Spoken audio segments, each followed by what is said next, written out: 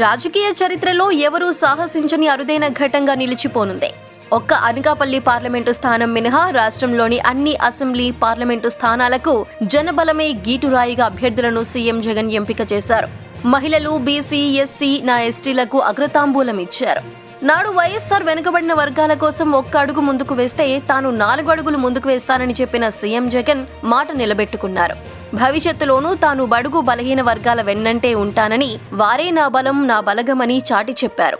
నా ఎస్సీలు, నా ఎస్టీలు, నా బీసీలు, నా మైనారిటీలు అంటూ ఆ వర్గాలను అక్కున చేర్చుకున్న సీఎం జగన్ సార్వత్రిక ఎన్నికల్లో 50% సీట్లు బడుగు బలహీన వర్గాలకు కేటాయించారు.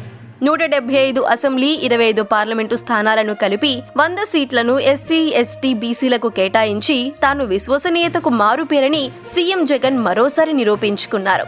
సామాజిక న్యాయం అనేది కేవలం మాటల్లోనే కాదు, చేతల్లోనూ సీఎం జగన్ చూపించారు. అన్ని వర్గాలకు సమన్యాయం చేస్తూ అభ్యర్థుల ఎంపిక చేయడంతో దేశ చరిత్రలోనే సీఎం జగన్ సరికొత్త రికార్డు నెలకొల్పారు. దేశవ్యాప్తంగా లోక్సభ ఎన్నికలతో పాటు 4 రాష్ట్రాల అసెంబ్లీ స్థానాలకు సంబంధించి కేంద్ర ఎలక్షన్ కమిషన్ ఎన్నికల షెడ్యూల్ విడుదల చేసిన సంగతి తెలిసిందే.